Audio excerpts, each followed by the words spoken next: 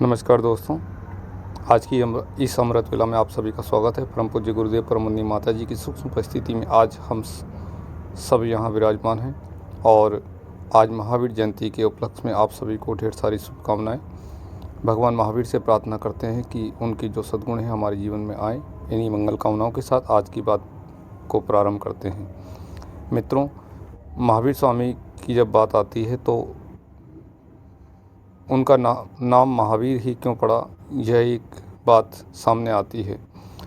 महावीर मित्रों, उनका नाम इसलिए पड़ा कि वो भगवान को भी चुनौतियां दे देते थे और भगवान को, प्रकृति को अपनी कही हुई बातों को मानने के लिए विवश कर देते थे। ऐसा ही एक वाक्य सामने आया है, उसको मैं आपको सुनाना चाहता हूँ। कृपया ध्यानपूर्वक सुने और अच्छा लगे तो आगे शेयर भी करें। वसुमती चंपा नगरी की राजकुमार थी। अचानक हुए एक युद्ध में वसुमती के पिता जो चंपा के राजा थे, उनकी मृत्यु हो गई और राजकुमारी को बंधक बना लिया गया।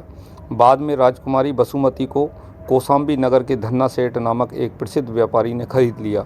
उस सेठ ने वसुमती का नाम बदलकर चंदवाला रख दिया, क्योंकि उसकी बेटी जो ख़त्म हो गई थी उसका नाम चंदवाला था।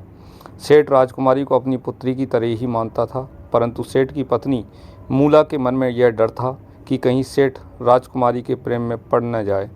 एक बार जब सेठ व्यापार के सिलसिले में किसी दूसरे नगर को गया, तभी मूला ने राजकुमारी का सिर मुंडवाकर उसे बेड़ियों में बंधवा दिया। 3 दिनों तक राजकुमारी को भूखा प्यासा रखा गया। अंत में उसे सिर्फ भुने हुए चने खाने को दिए। इधर महावीर कठोर तपस्या में लगे हुए थे और अपने 5 महीने के उपवास को तोड़ने के लिए घर घर जाकर भिक्षा मांग रहे थे। अब तक महावीर भगवान की कीर्ति दूर दूर तक फैल गई थी और हर कोई उनके जैसे परम तेजस्वी पुरुष को अपने हाथों में स्वादिष्ट भोजन कराने को आतुर था। किंतु महावीर भोजन के लिए आग्रह करने वाले व्यक्ति की मन स्थिति व अंतःकरण को समझकर भोजन स्वीकार करने को तैयार नहीं हो पाते और आगे बढ़ जाते और इस प्रकार कहीं भी भोजन ग्रहण नहीं कर पाते। लोगों के लिए महावीर का यह व्यवहार समझ से परे था। वे यह नहीं जानते थे कि कुछ खास परिस्थितियां पूर्ण होने एवं भोजन के लिए आग्रह करने वाले की मन स्थिति को देखकर ही वे भोजन स्वीकार करते और उपवास तोड़ते हैं, फिर चाहे ऐसा होने में महीने ही क्यों न लग जाएं, क्योंकि महावीर मानते थे कि यदि प्रकृति उन्हें जीवित रखना चाहती है तो वह उनके प्रण को पूरा जरूर करेगी।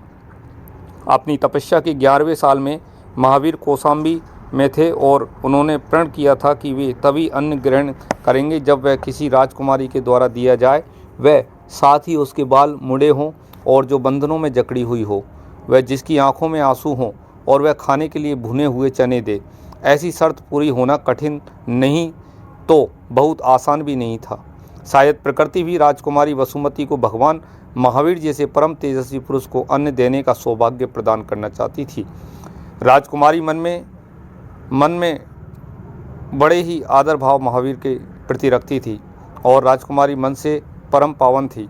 उसके हृदय में साधु संतों के लिए सच्ची श्रद्धा थी। उधर महावीर उसी कौशाम्बी में 5 महीने 25 दिनों तक एक घर से दूसरे घर भटकते रहे। चंदवाला को भी यह बात पता थी कि महावीर अपना उपवास तोड़ने के लिए घर घर भिक्षा मांग रहे हैं और जैसे ही 3 दिन की यात्रा के बाद उसे खाने के लिए भुने हुए चने दिए गए तो स्वयं भूख से व्याकुल होते हुए भी वह उन भुने हुए चनों को महावीर को देने के लिए आकुल और व्याकुल हो गई। उस दिन महावीर उस सेठ के द्वार पर आ पहुँचे जहाँ चंदवाला महावीर को अपने हाथों से भुने चने देने के लिए अपने सपने संजोए बैठी थी।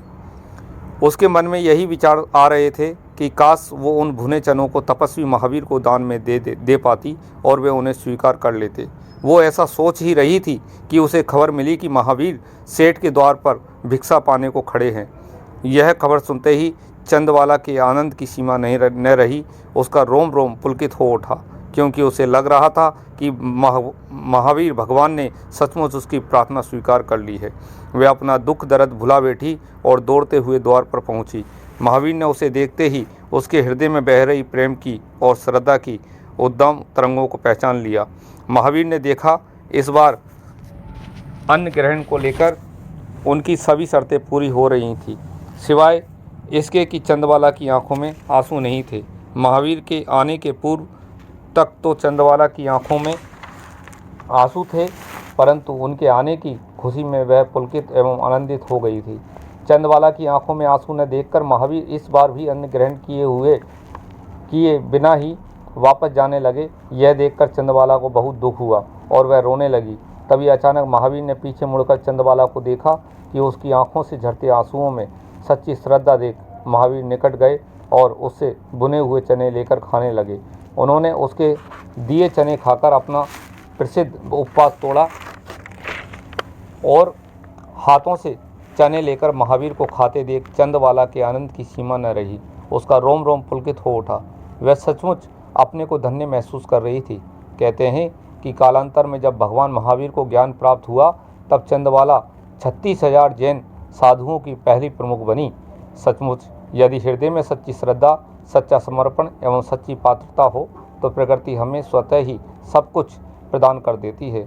सचमुच सुपात्र ही पाते हैं ईश्वरीय अनुदान।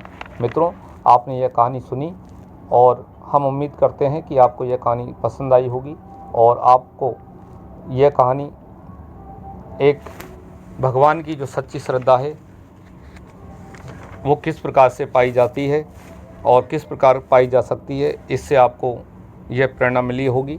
और हमने देखा कि भगवान महावीर का नाम महावीर ही क्यों पड़ा, क्योंकि वो भगवान को चुनौतियाँ दे देते थे और कहते थे कि अगर आप हो तो और मुझे ज़िंदा रखना चाहते हो तो आपको ऐसा करना ही पड़ेगा। ऐसे ऐसे कठोर उपवास करके भगवान महावीर ने अपना जीवन साधा। मित्रों, मंगल कामना करते हैं और भगवान से प्रार्थना करते हैं कि ऐसी ही सुपात्रता हमारे जीवन में भी आए और भगवान हमें भी उसी आनंद से भरें जिस आनंद से भगवान महावीर भरे हुए थे। आज की बात इन्हीं बातों को साथ में लेते हुए मैं इस वाणी को विराम देता हूँ। परम पूज्य गुरुदेव परम वंदनीय माता जी हम सभी को